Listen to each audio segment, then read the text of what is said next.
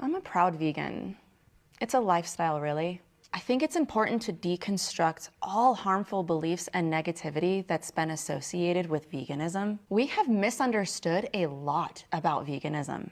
Oh, and the most important thing, I love meat. Eggs, chicken, steak. A big, juicy steak, medium rare.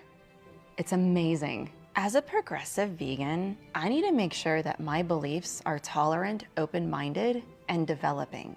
I think that vegans have just been too loud and judgmental towards meat eaters, and it needs to stop.